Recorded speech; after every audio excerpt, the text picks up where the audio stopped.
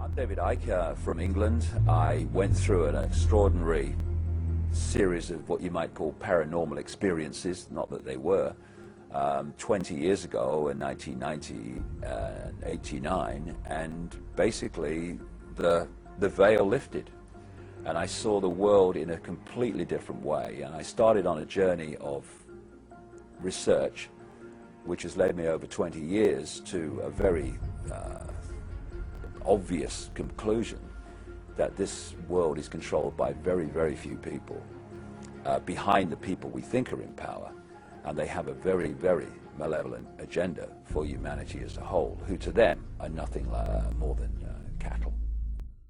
This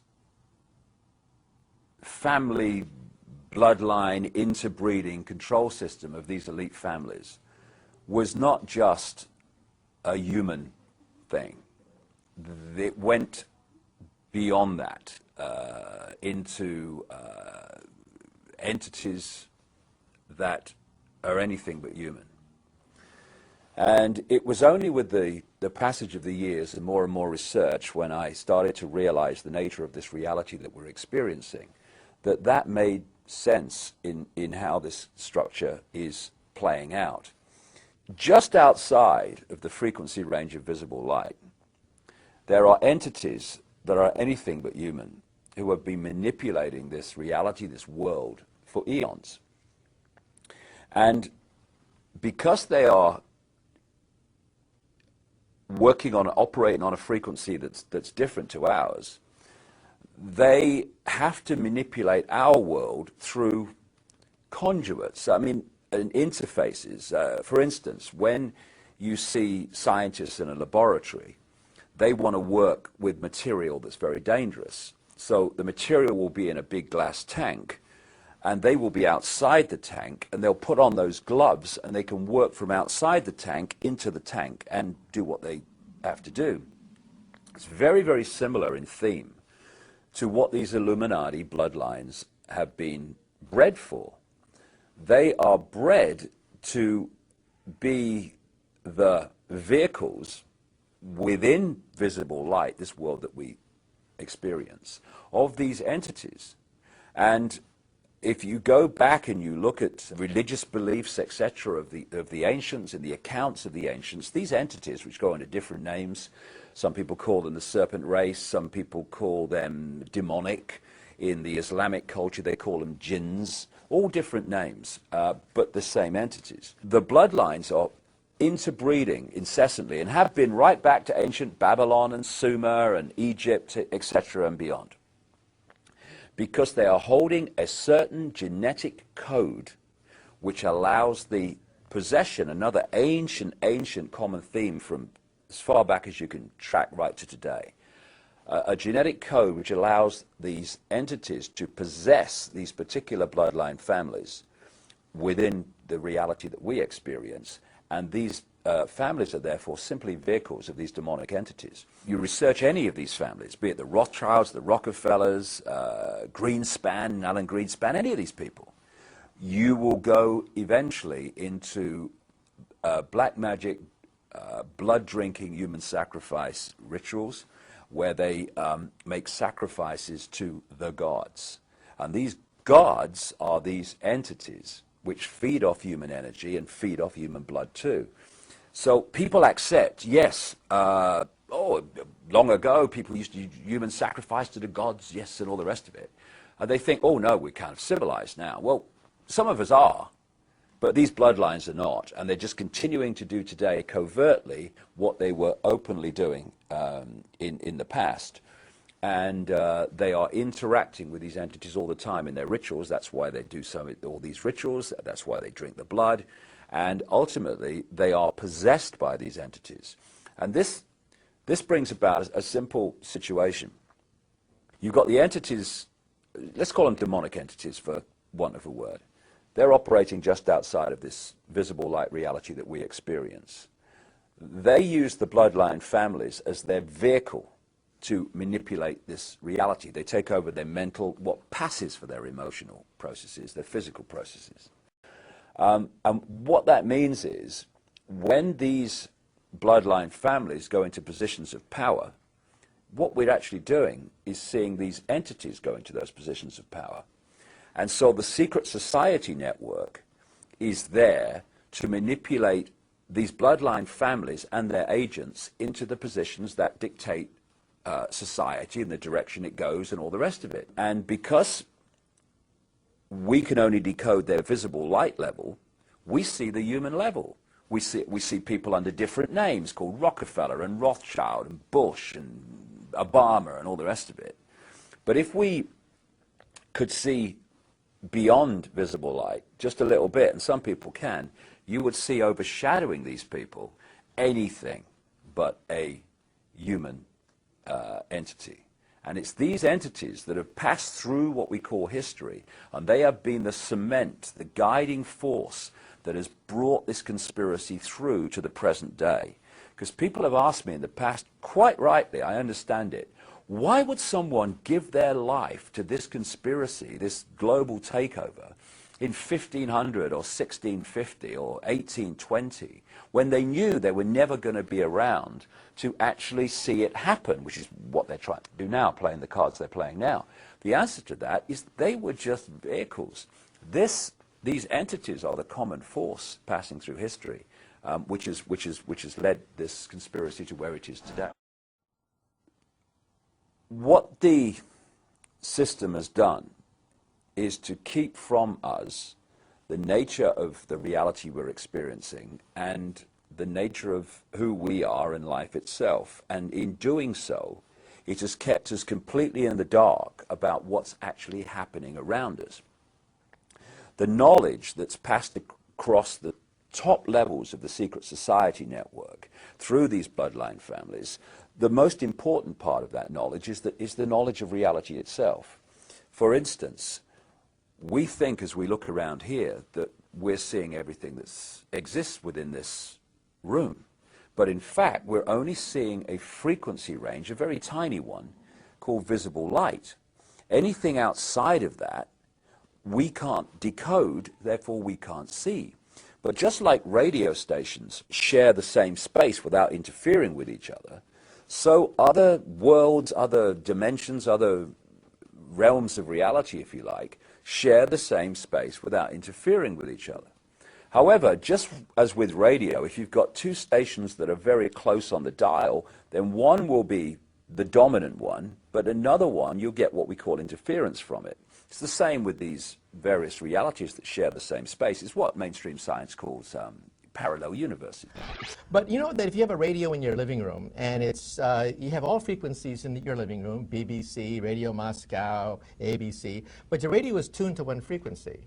You're decoherent from all the other frequencies. You're only coherent with one frequency. Right. We now believe that the universe is vibrating and that there are vibrations of different universes right in this room. There are the universes of dinosaurs because the comet didn't hit 65 million years ago. They're the wave function of aliens from outer space looking at the rubble of an Earth that already was destroyed, all in your living room, except we have decohered from them. We're no longer in tune with them. We don't vibrate with them. Therefore, our universe is tuned to one frequency, our universe. But it means that probably there are other parallel universes in your living room. And believe it or not, this is called modern physics.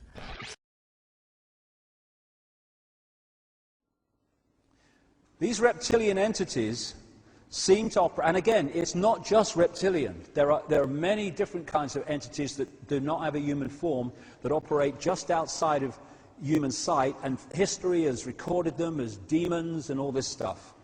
But the reptilian part of it seems to be very significant to the controlling systems on the planet today.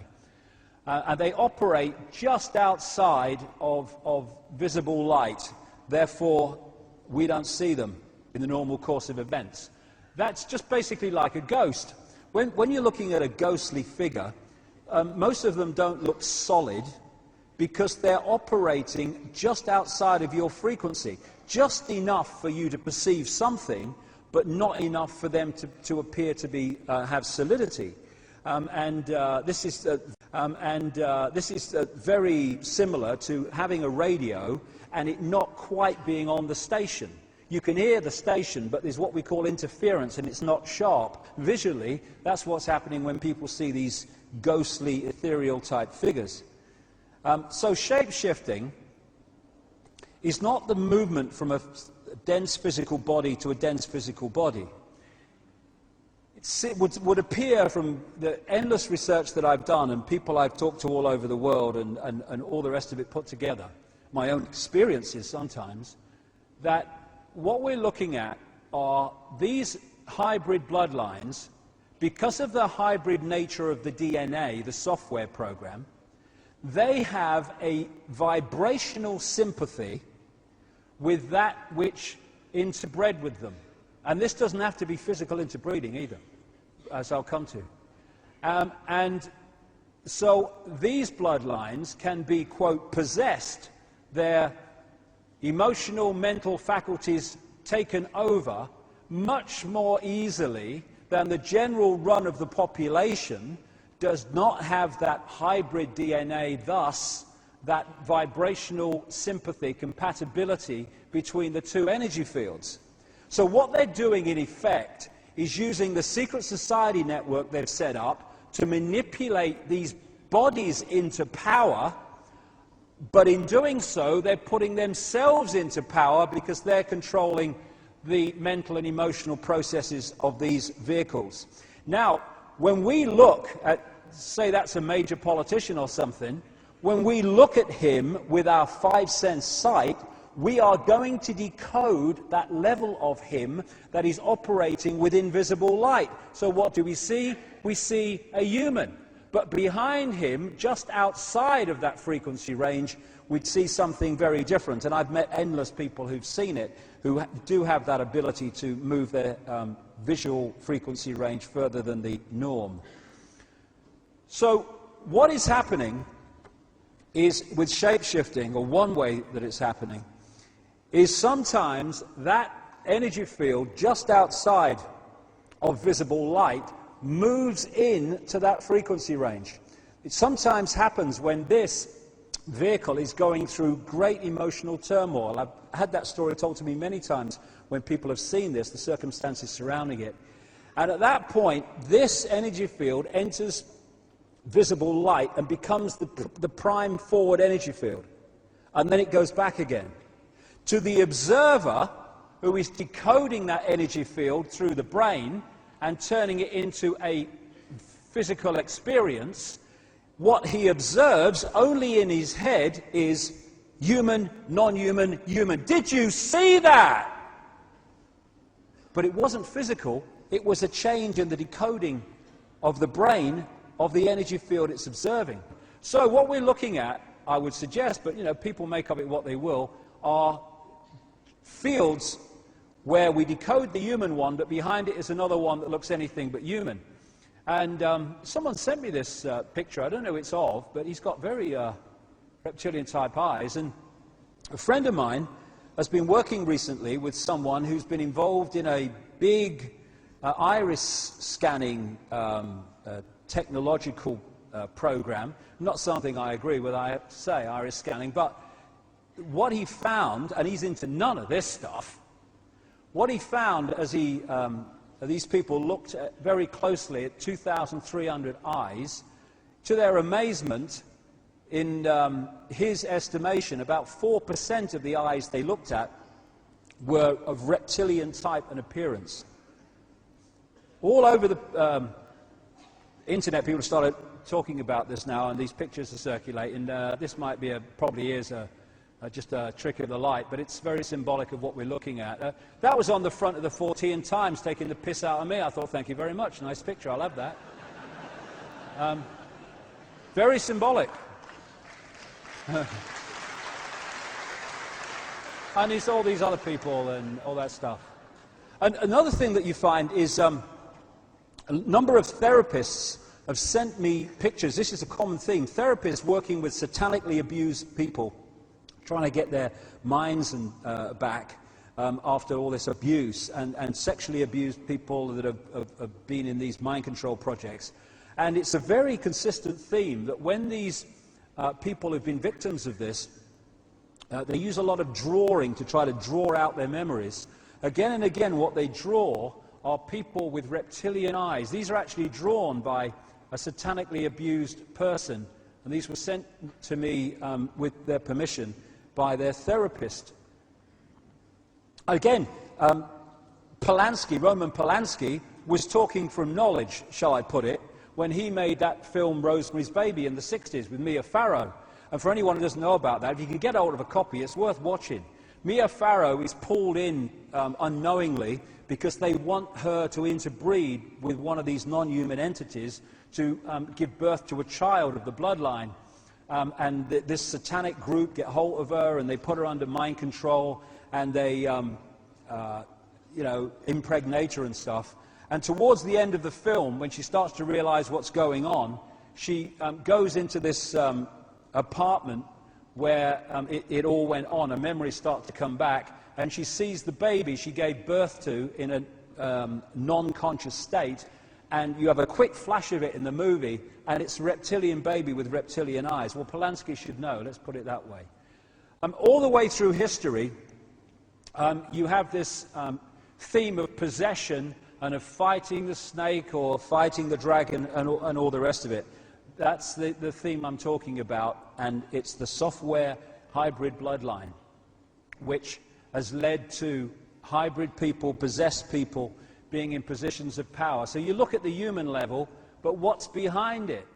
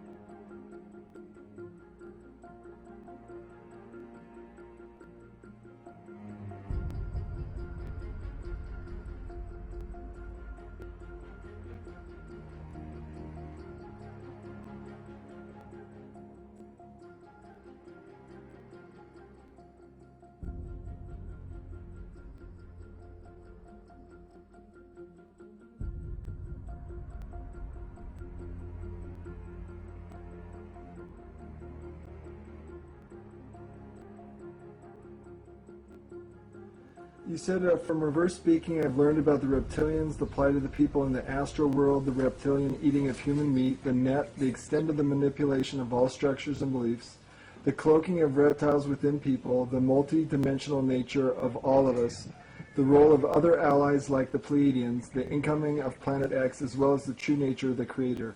I had to let go of so many of my beliefs and now simply serve the One, which is all life, to the best of my ability. Now, many years ago, you were a co-host of UFO AZ, you had a couple of radio shows that you worked with, you worked in Off the Record, The Cutting Edge, you even staffed a UFO abduction hotline for a while. And if I'm correct, you also won a lottery a number of years ago, and that gave you some of the opportunity to do a lot of research.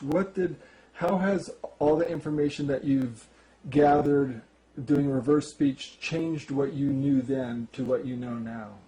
At the time, well, I've gone through the process being raised as a Roman Catholic. I got into sort of Eastern meditation. I was in Eckankar. And then I went into the New Age. I listened to a lot of channeling and interviewing probably, I don't know how many hundreds of people over the time with the different, co-hosting the different shows.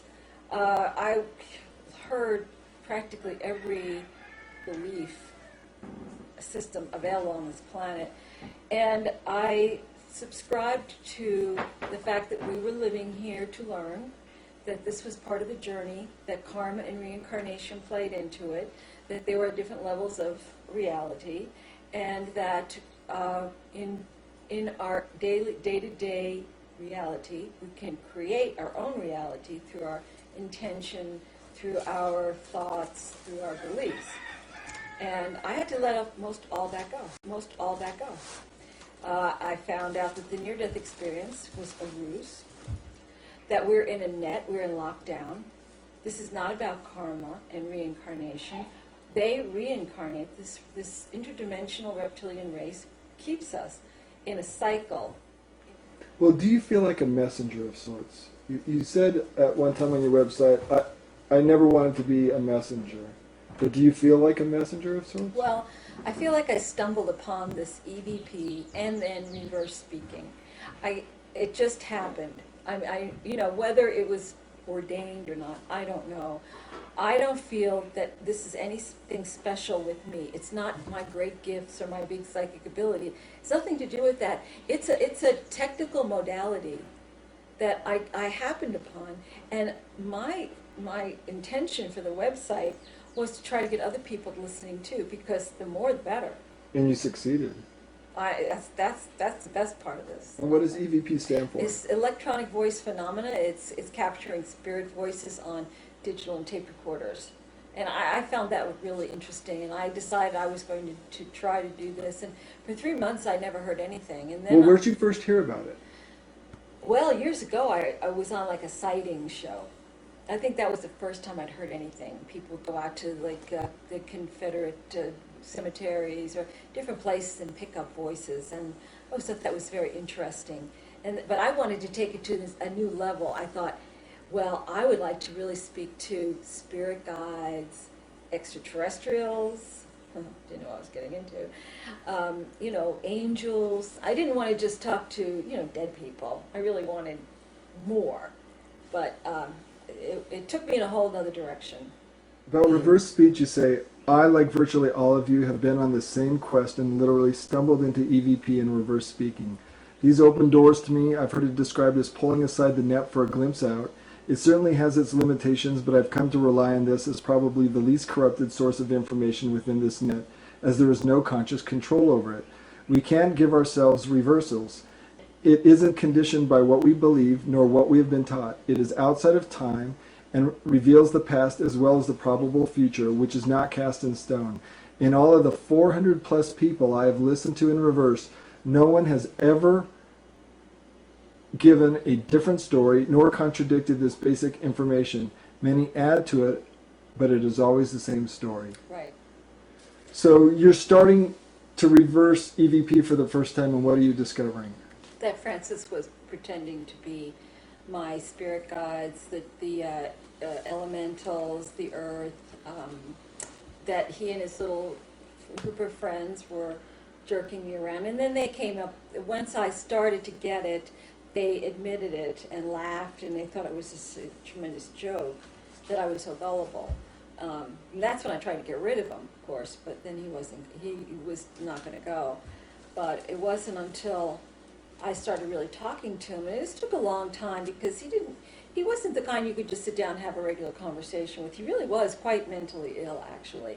He had died of rabies, and I think that carried over into the other world. And but he would, if he was in a mood, he would answer my questions and about what life was like over there and all that. So the reversals, once I knew I could always catch a lie, I had a lot more confidence about talking to these people, because I knew that if they were going to jerk me around, I would catch it right away. And once they knew that, the lies stopped. One night, I'll never forget it. I was so disgusted with this whole thing, and I thought, everybody's telling me, just put the things away. Why are you doing this? You're jerking around with these lower astral and people, and they're just liars and screwed up. And I laid there in bed, and I thought, why do I do this? And I had this thing happen to me, and it's one of those things you really can't put into words, but it was like I knew it was something I had to do, and I couldn't put it aside. And from then on in, I stopped trying.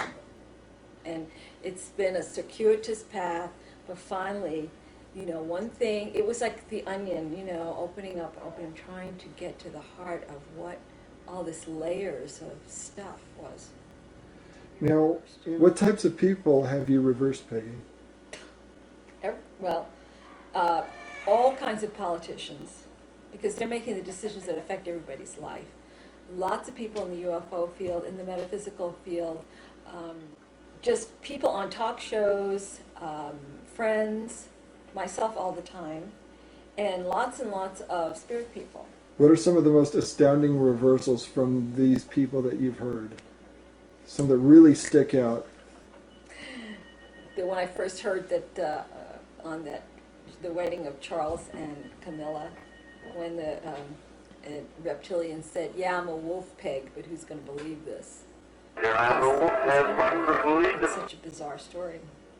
I have lots of them. I have reversals from Pleiadians who used my voice to communicate with me. Lots of reversals referring to the One or God, and how things are going to be so much better in the right after we get through this, what's coming up. How do you think that happens, that the mind is able to transmit this information onto an electronic media? Well, I think it's new. I think it hasn't had a chance to be corrupted as much by the reptilians. Reptilians know our minds inside out and backwards, way more than we do. They're dreamscapers, they channel, they do, they give us all kinds of visions, they dress up as angels, whatever. But this is new, and I don't think they saw the impact. They didn't see it coming. And given enough time, I guarantee you they'd corrupt it. They would find a way. But right now, there's times when it can be manipulated, but it's few and far between. And if people here and there and there and there and all are actually working with this, they're going to have a hard time with this because it's a new thing. They've had thousands of years to play with our mind. Now, you've also said that the reptilians are starting to have the capabilities of changing files in your computer. They have done that, but it's crude. They usually say sexual things or threaten me. It doesn't happen very often with big voices. They can change EVP very easily though. Now, you're the first person that I know of to reverse EVP. Are there others before you that have done that? I'd heard of others reversing, but obviously people are very fixated on wanting to speak to loved ones, and that's why I left AAEVP, American Association of Electronic Voice Phenomena, because people were sending files out of their deceased children, and all you have to do is reverse it, and oh my God, this was not their child, but they want to believe that. The people, Tom and Lisa Butler, are terrific people, but they have a lot invested in this. They were advisors on the movie White Noise. They've got books out. If they start reversing, they're listening to reptilians, I'm telling you, because I've been reversing their files. But the people get invested in these things. They have too much to lose to hear the truth. What was life really like on the astral realm once he and his friends began sharing honestly with you, knowing that you had the reverse speech tool to find out whether or not they were lying to you? What did you begin to find out? They live pretty much like we do, except it's darker, more predatory. They have to make money. They do mostly by stealing, gambling. People steal constantly to get things. They're drug addicts there. I talked to Geraldine. She's a heroin addict. They get together and have orgies just because that's nothing much else to do. They try to get business deals going, which is usually kind of seedy stuff. I actually talked to, or he was supposed to have business dealings with a man who was part of the Manson family. TJ? It was TJ. That didn't pan out. But it's very dark. It's very gangs, street gangs. He would talk about the gangs are in the city tonight. It was just not a place you want to be. How did Francis's friends on the other side treat him? They mostly didn't like him. He wasn't very popular because he was a pain in the neck. And what became of them? They all went to the Pleiades.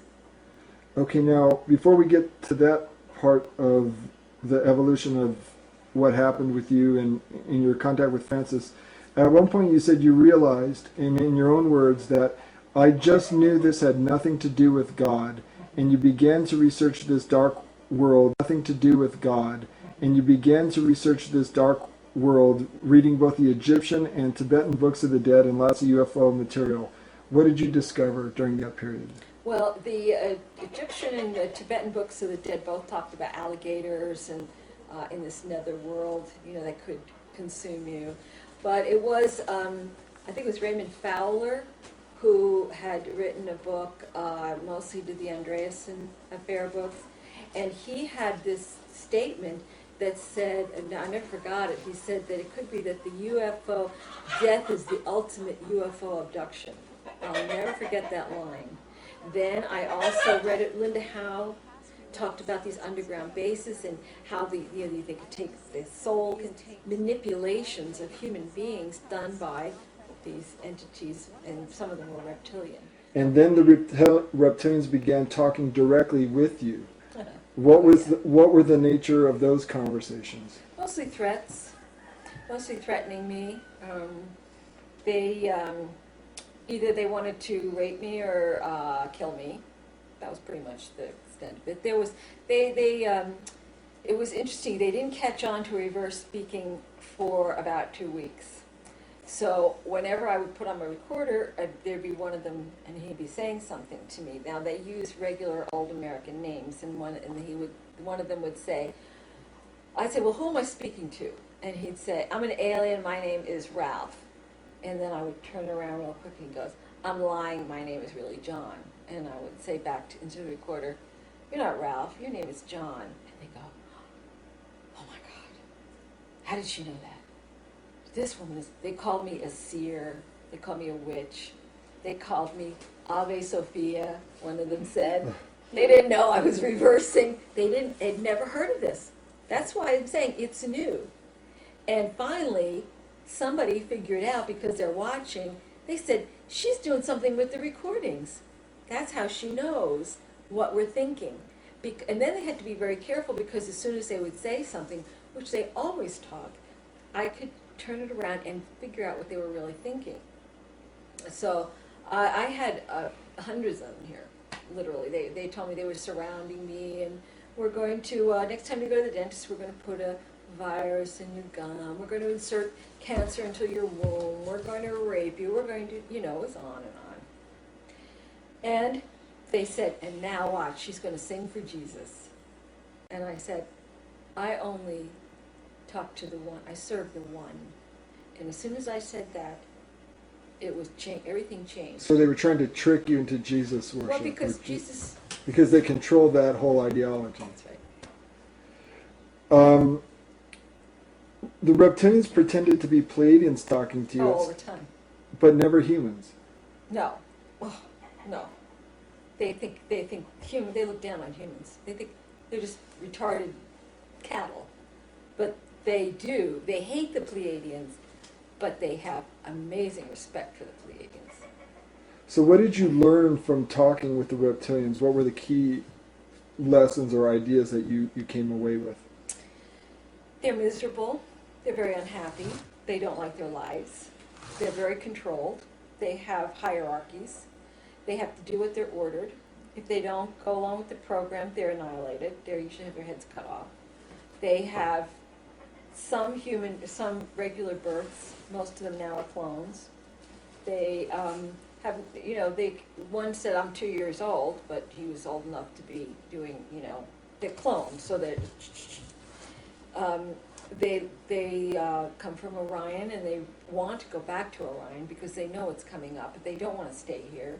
They know they're going to be killed, and they're very angry at the big shots going out on the big ship, very angry that they've been left behind. They're just considered peons. And who was Vinny? Well, Vinny was one of the first reptilians that I actually talked to, and I still didn't understand the extent of what they were doing on the other side.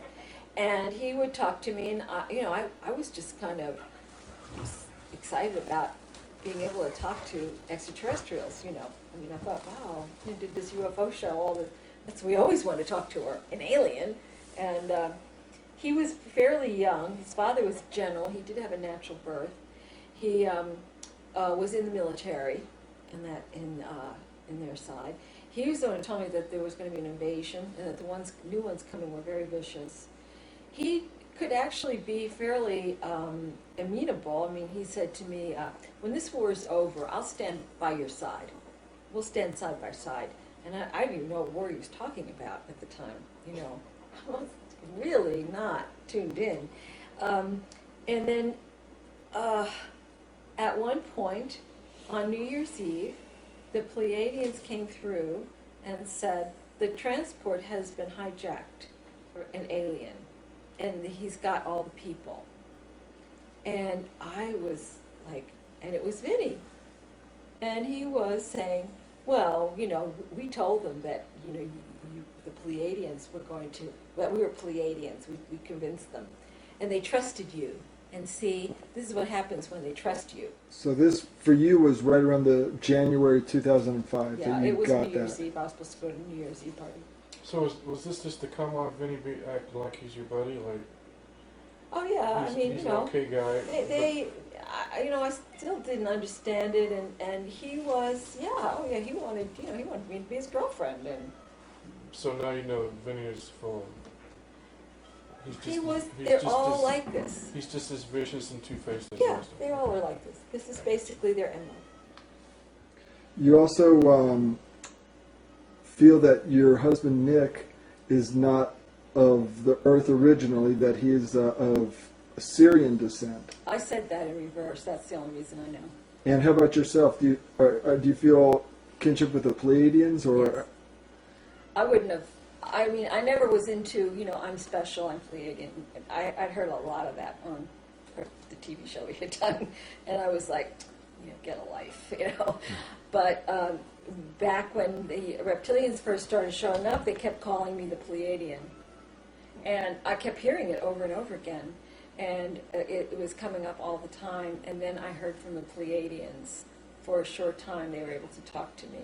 And then I knew it was true. And I would say there are lots of Pleiadians here. There are lots. If I would say anybody who would be interested enough to watch a program or to something like this project probably is not from here. And probably Pleiadian. Now, David Icke is probably the most prominent researcher who's well known for his reptilian research now. Originally it was conspiratorial and government control, and it evolved for him into, he put the pieces together and came up with the same types of things that you're coming up with. How has reading Icke, if you have read him or speaking with him, how has he influenced you? I couldn't read David for quite a while. Just couldn't get through it. And I do think he's probably more accurate in his take on this and on the history of this group with the secret societies and all that. Very, very accurate. He's very congruent in reverse.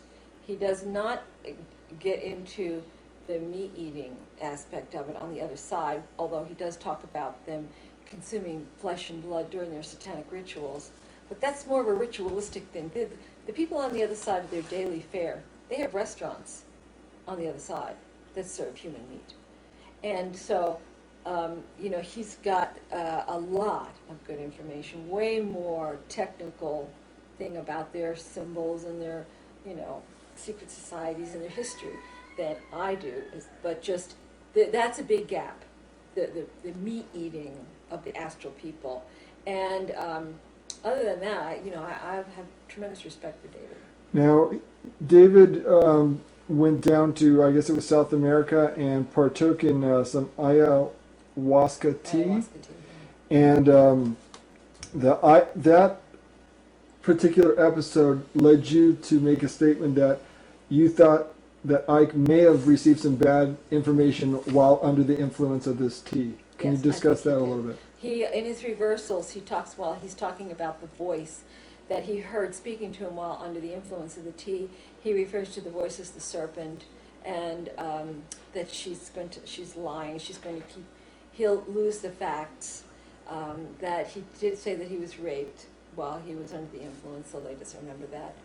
and other things that I think that he was told things that were not true, like, for instance, they're not computer programs.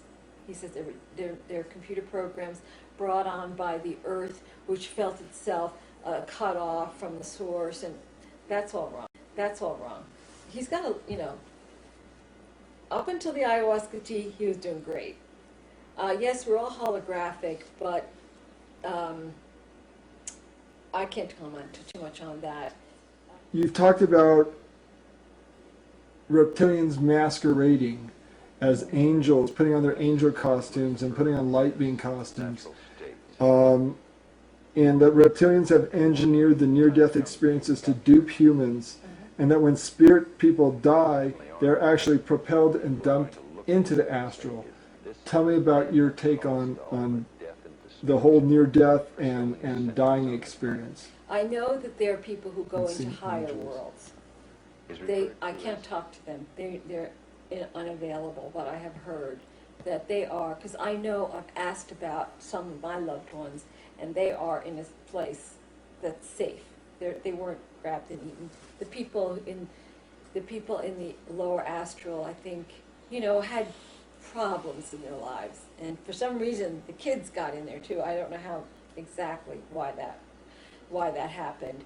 When they die, when I've reversed anybody talking about their near-death experience, even though it sounds wonderful in forward speech, it's all about rape, fright, abuse, being knocked around, being threatened, and then they reflect back your own spirituality. We all are very powerful and spiritual. They can manipulate the right temporal lobe and give you lights, camera, action, angels, visions. They can do, because they know our minds. So they erase the abuse, then they give you this beautiful vision, and that's what you come back with, except in your reverse speech part of the mind. That's where you remember what really happened. Now, Alex Collier talks about the reptilians being master geneticists, and initially having engineered the human race to be a slave race, a mining race for them, and that part of our DNA was taken out, and the reptilian mind, which is the reptilian complex, the R complex in the brain, being inserted there. And do you think this is the way that they're able to know the human mind and manipulate it, or do you have another take on that? I think that's pretty much right. Tell me about the masquerading as angels and light beings. Why would they do that, and how do they do that? They will scan your mind to see what you relate to. If you have a vision of angels with wings and, feminine, blonde, or whatever, they'll appear like that. If you are looking for an Eastern guru with a long beard, they'll give you what they know you would relate to. In reality, So they're master manipulators. They're shapeshifters. Whatever you think or whatever you're looking for, that's what you'll get. So people who are channeling angels. I've never heard any channeling that was pure. And how about a human hearing audible voices or whispers? That would be an implant, definitely. Does a television medium like John Edward, who has a syndicated TV show, is he channeling people who have passed on to the safe spot, like some of your relatives?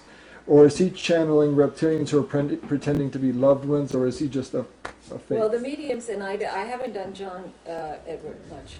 I just do a little bit, but I've done other mediums, and they're channeling reptilians.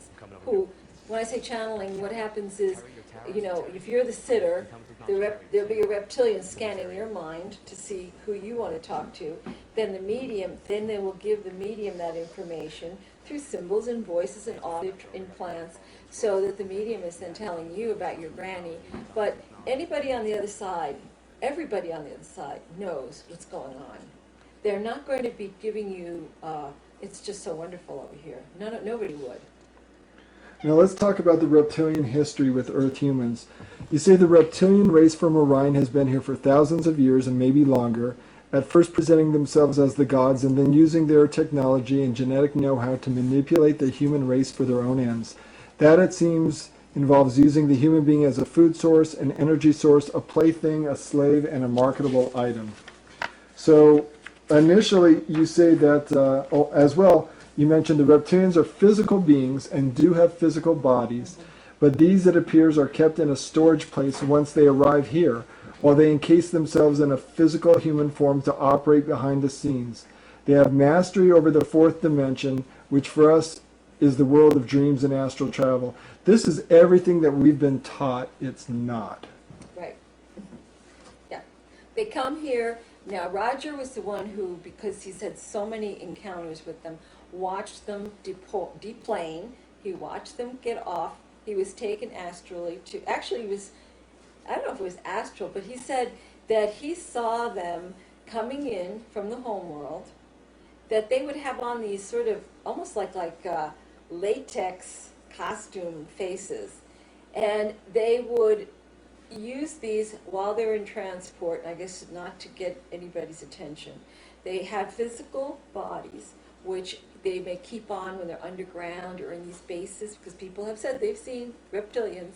That's when they're in the physical. But they found that if they can take off, get out, step out of their physical body, step into a human physical body, they can operate here behind the scenes, controlling and manipulating without any problem.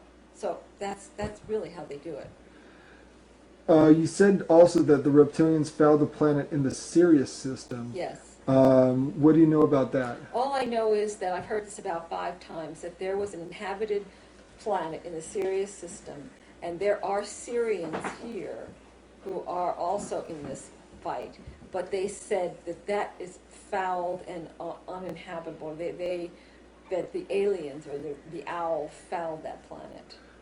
Do you think there's a possibility that the metaphor, the wolf, relates to Sirius, the dog star? I know you mentioned that. I don't know. I never thought about it. I just always thought that it was having to do with them. Reptilians, okay. Now you talk about the Owl's Opera. What is the Owl's Opera? The Owl's Opera is this great theater that we have going on out here. And it initially occurred because there was an invasion by a very advanced race from Orion, that being the Reptilians? Yeah. How long ago did that happen? I don't really know how many thousands of years. They've been here for a long time. And what was Earth like before they showed up? It was supposedly, I've heard, it was beautiful. It was, one woman called it my Eden. You took away my Eden. We, as a species, the human race, was evolving on this beautiful planet just wonderfully, but naive enough to when these gods came, so-called, and they wowed everybody with their technologies, and then they started this whole thing. So, every culture has its gods and goddesses, the Greek gods and all these different Sumerians, and I think, but it was after the last passing of the planet X with the great flood stories that are all over, that's when they decided not to come back in their own, or in a physical form. That was when the decision was made to come and be cloaked within human beings, so that, because all of a sudden there are no gods. Now all of a sudden we're sort of left on our own, but we're not. That's when they decided to use the cloaking of humans. You say there were advanced reptilian geneticists that manipulated human DNA. Is that or am I confusing that with somebody else? I think that's probably true, but I don't know that. You haven't heard it in reverse speech. It's hard to get that kind of technical information. Now, tell me if you have a problem with any of these statements. Reptilians mated with human women to create bloodline families. That's probably true. Icke material. Reptilians leave the reptilian bodies in storage when they come here. I think that's true.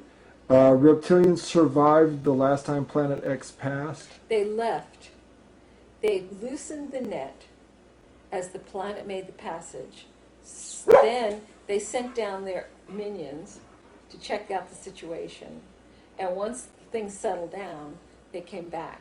That's what I heard in reverse. And the reptilians set up all the political, religious, and financial structures on Earth. Yes. You said in your final posting on your website, there are those here who were brought down while trying to help and have been stuck in the reincarnational cycle. They have had their memories wiped and are just plugging along like most of the planet. I think the difference is that those from elsewhere are always trying to figure things out. They are not really comfortable here. They, all of you I would suspect, are on these types of websites reading voraciously different esoteric books, whether religious, metaphysical, UFO, paranormal, etc. There is the feeling that something is wrong and they're always seeking answers. So how did the reptilians put up this net, or this net technology? Do you have any information about that? I don't really have that much information. It's layers. It's not just a net. This is layers. I think this, one inside of the other. A Chinese box. Kind of that way. I know it's, I heard it referred to as the Martian net, so I think that this extends all the way to Mars. And I know that they use wormholes and portals in order to transport body parts and what have you from energy points here, probably portals or energy centers, which are there connected to wormholes. They use those to transport to Mars and to Orion. That is the one place that they're most vulnerable, because they're not real, they're sort of outside of the net in a way. So they were furious when I heard that, and I talked about it to the recorder, by the way.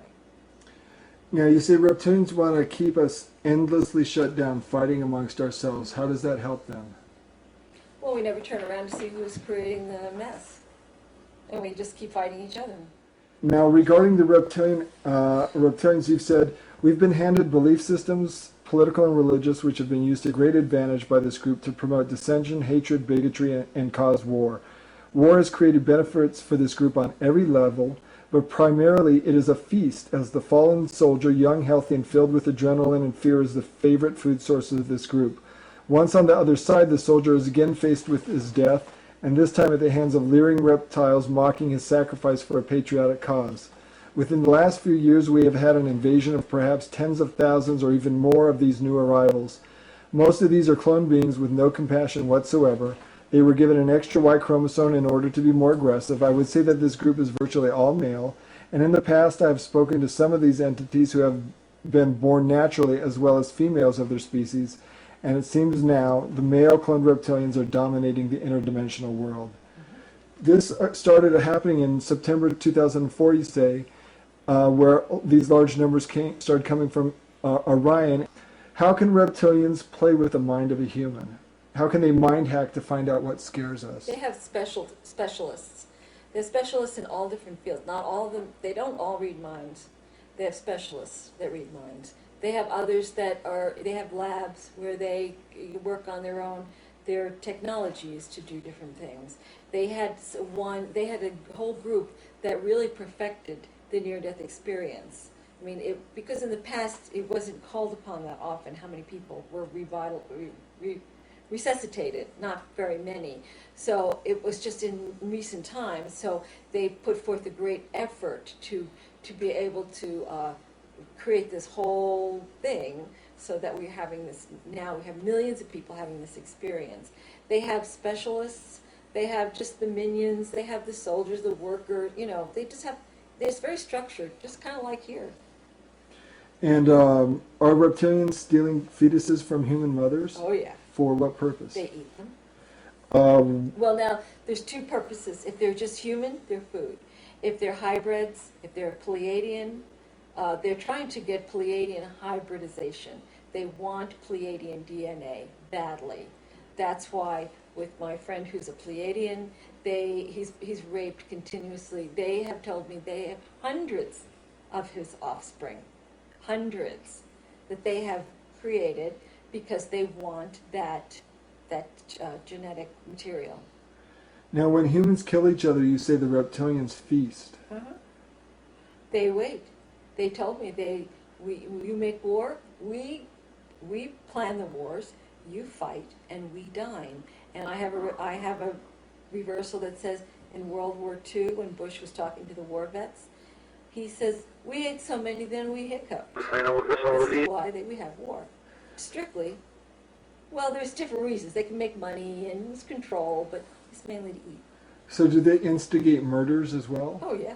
So there was a case that you and Ted investigated back in 94, 95 involving a man who claimed to have killed people under the influence of aliens. Mhm. I think his name Yes. is Moody.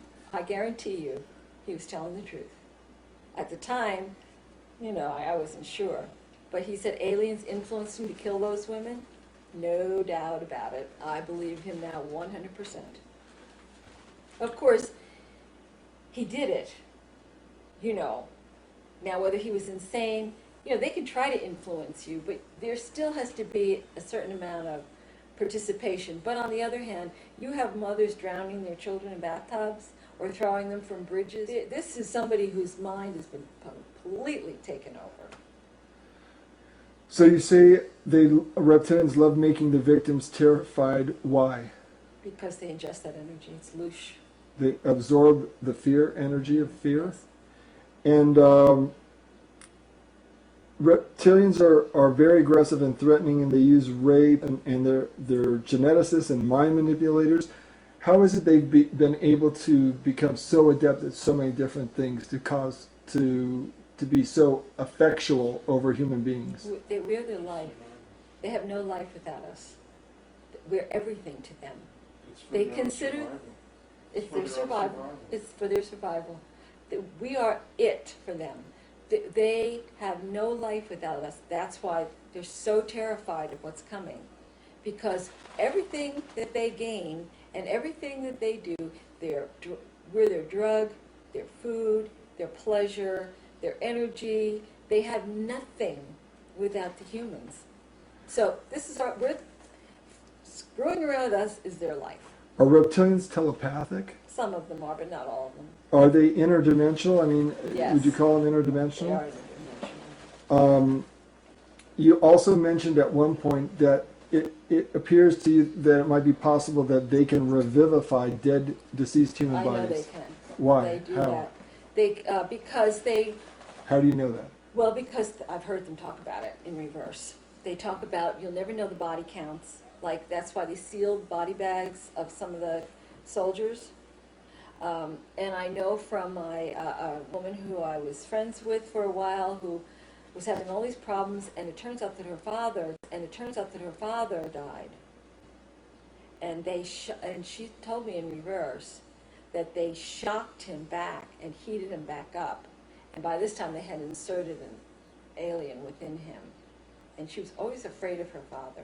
And it was a very difficult relationship. But they use and revivify dead people. If they're not too bad, they can bring them back. They prefer that to cloning, I believe. I think clones fall apart too easily. Clones don't seem to hold up. Yeah. It's the undead. Now let's talk about the religious involvement here. Religions, you say, were set up to give us a reason to fight, and the reptilians have created this sinner mentality. Mm-hmm. And why did they do that? Well, because it gives them an excuse to punish, torture, and they use the idea of well, it's like the people who they send into the lower astral. They were convinced that they were sinners, and that's why they're there, and that's why they're getting this bad treatment. So does a person's belief system upon their death play a role in where they end up after? Yes, I believe that's true. And so if they program us to have a certain belief structure, and they believe that they're sinners and they're not worthy, they're going to end up in the lower astral and end up being food for the reptilians. I think that's how it works, yes. How is that? You say the Catholic Church is heavily infested with reptilians, and the Catholic Church agenda and the reptilian agenda coincide, and the pedophilia is part of that whole scenario too. Correct, yes. Elaborate more on the Catholic Church's involvement. Well, I think when you have a power structure that controls huge masses of people, that's a reptilian agenda there, whether it's government or religious. Now you've got, the Catholic Church controls the lives of many, many people, but also can set up the sin, hell, purgatory scenarios so that then you know, if you are a sinner and you die, then okay, you expect that you're going to suffer, and they're glad to help you out with that. They also, again, I think with the priests and all, they are, a lot of them are seated, and then that's where pedophilia and child abuse and all those things come into play. Are you familiar with Salvador Fresedo, the Jesuit priest who showed up at the first UFO Congress that Wendell held here in Tucson? Well, Salvador Fresedo spoke at the Congress, and he said that there was a race of beings that lived, a race of ETs that lived off of our blood, and that used Colosseum events to suck out energy out of people, that they were involved with the Aztecs and the Mayas, and that the sacrifices that were made there were also to feed these ET beings. Absolutely. Does that sound It's all like part of the same thing. The humans, most of the humans are of no threat to them. The humans, for the most part, they see as retarded, and they just see them as food. They're just like hamburger. That's what they call They're them. just cattle on the hook. Cattle, sheep, cattle. Now the Pleiadians who got stuck here, that's a different story. They know that we're all trying to wake up. We're the ones who are doing this on these websites, trying to figure things out. You know, even if they get channeled into something very religious, it's usually just always trying to question what is going on here. Whereas other people just, you know, they're at the ball game or the mall or the, you know, whatever. It's just like in the Matrix. It's just like Yes. Morpheus trying to explain Yes. the Matrix to Neo, right? It's like most people, this is a prison, and most people don't realize it, right? Yeah. But it's like there's some of us that it's like a splinter in the mind. You know that something's wrong here. Something doesn't work about this place.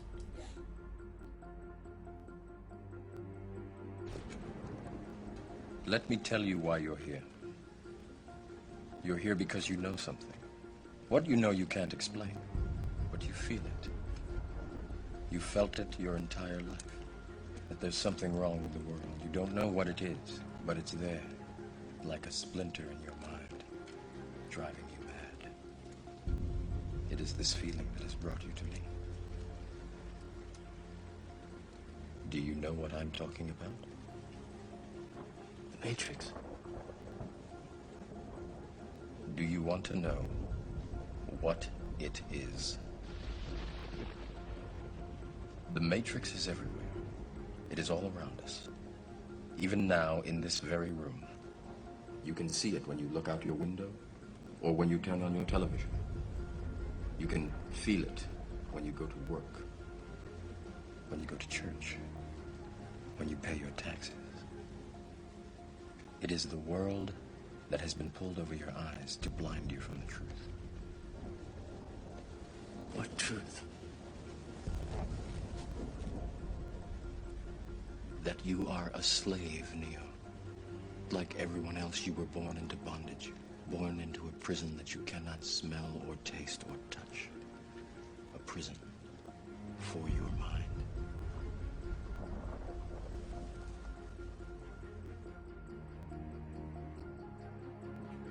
The Creator is furious with this reptilian race, which has looted, raped, and murdered, and set themselves up as God.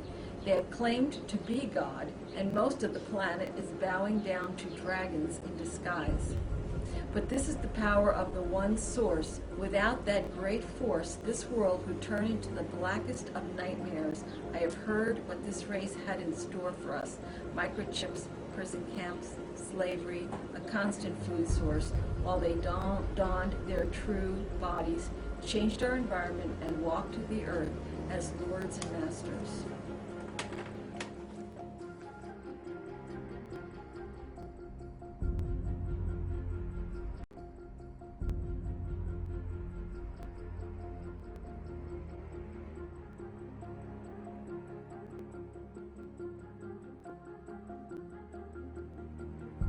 Free your mind is what the whole theme of this event is about.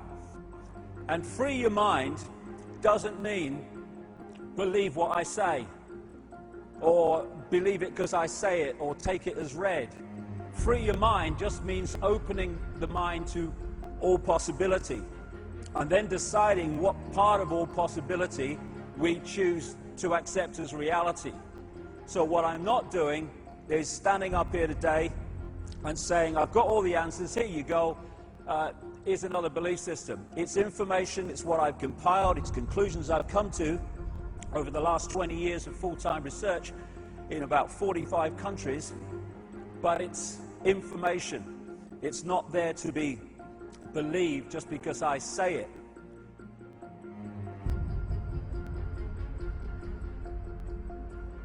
What would oneness do? That's the question. If we were in that oneness state, what would it do in this situation? Would it say, what are the consequences for me, or would it do what it believed to be right? As Martin Luther King said, cowardice asked the question, is it safe?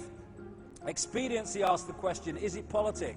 Vanity asked the question, is it popular? But conscience asked the question, is it right? And there comes a time when one must take a position that is neither safe nor politic nor popular, but one must take it because it is right.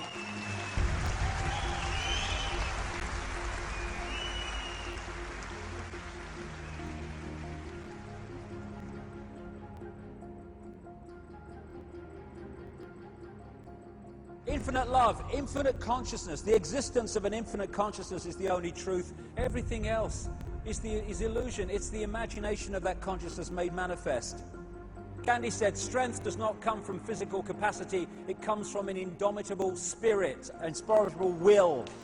And that's the will to do what we know to be right, both for ourselves and for the greater good, because we are ourselves and we are the greater good. Getting out of this thing, fearing what other people think, fearing our shadow, fearing anything. We are infinite consciousness, having an experience. There's nothing to survive. There is nothing to fear.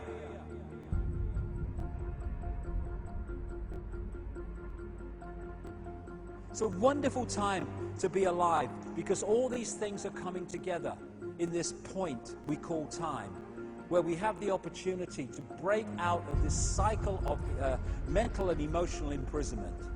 We're being offered the key with knowledge, with understanding, with the gathering, opening awareness, and with the energy change that's underpinning that.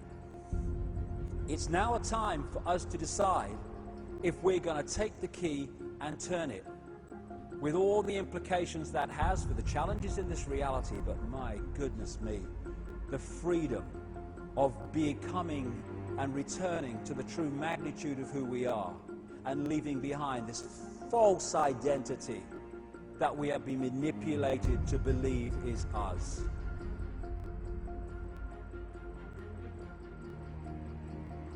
It's just a ride. And we can change it anytime we want. It's only a choice. No effort, no work, no job, no savings of money. A choice right now between fear and love.